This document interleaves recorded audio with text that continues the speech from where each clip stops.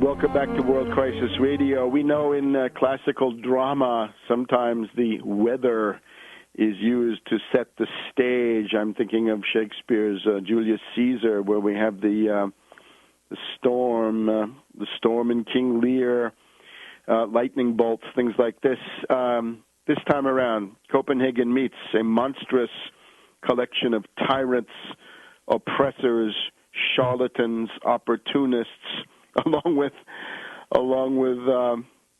camp followers, the concentration of limousines, caviar, the various private jets, the Al Gore-style hypocrites coming together. But at the same time, the nature of reality being what it is, a huge snowstorm sweeps across the United States as if to provide an ironic commentary to these lunatics meeting in Copenhagen. It's one of the largest blizzards in recent U.S. history, certainly the biggest in 20 years in most places. It was said that if you took off from New York City at one point and headed west, you would be flying over the snowstorm for about 4 hours. You'd be well into, I guess, the Dakotas, perhaps even into Montana before you got to the other end of the snowstorm.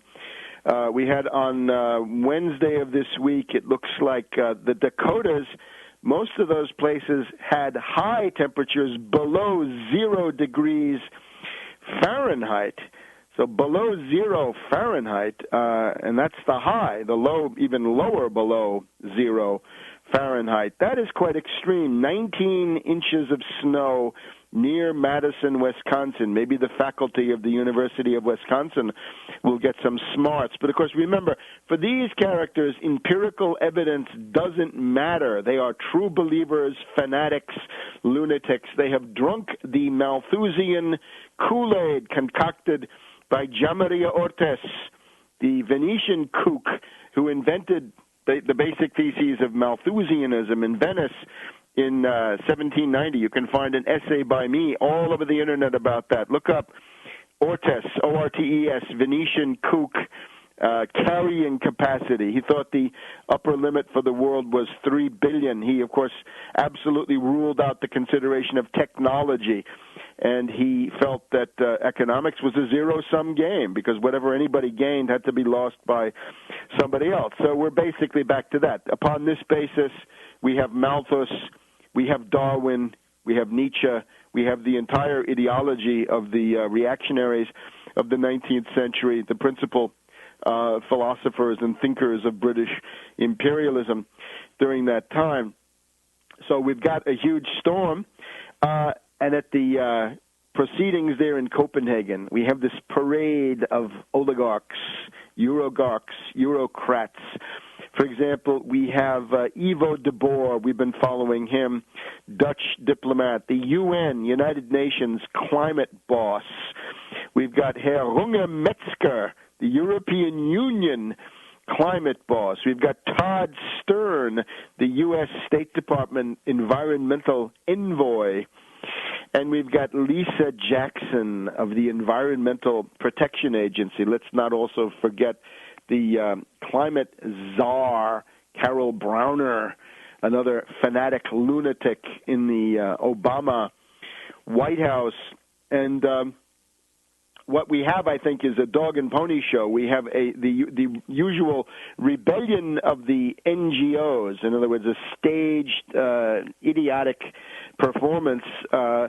We've got the AOSIS, the Association of Small and Island States, being led by Tuvalu, and they want money. And in some degree, the money they want is fine. They should get some development investments. They should get, above all, productive investment in modern agriculture, modern industry, modern technology. But this, of course, is all wrapped up in this idiocy about carbon. They want to impose these poor small and island states, many of which are quite obscure, are demanding more carbon limitation. They're essentially being maneuvered against China and India and the larger third world countries in the name of the U.S. So they're demanding more sacrifices from the Shanghai Cooperation Organization, in effect. This is a typical trick of British imperialism, right? You can remember they have this whole block of small British island colonies that have gone into the Organization of American States, and they can be used as a voting bloc then with relatively low levels of bribery. In other words, it doesn't take much to bribe them. And then we have the flap about the Danish draft, that there's a secret U.S., British, and Danish draft of what's supposed to come out of this, and that is also the target of a big exercise in breastfeeding and hysteria on the part of the Association of Small and Island States. We can only hope that out of all this comes gridlock. The best possible outcome is no outcome. Now, remember, the original game plan called for the U.S.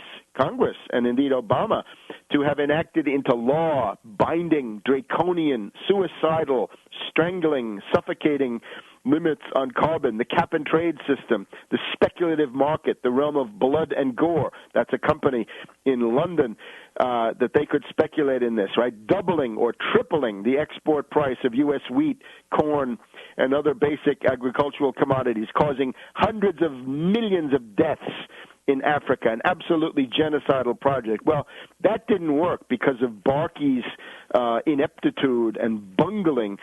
So now we have a Bonapartist action by this charming Lisa, the administrator of the Environmental Protection Agency, is telling us that they are going to go ahead and have indeed gone ahead to declare, Lisa Jackson, the EPA, that they have essentially declared carbon dioxide to be a pollutant, and they now arrogate to themselves the right to regulate that without benefit of any law. This is an ordinance that they're pulling up. And, of course, the Washington Post joins in then to say, when it comes to curbing carbon, EPA intervention should prod the Congress to act.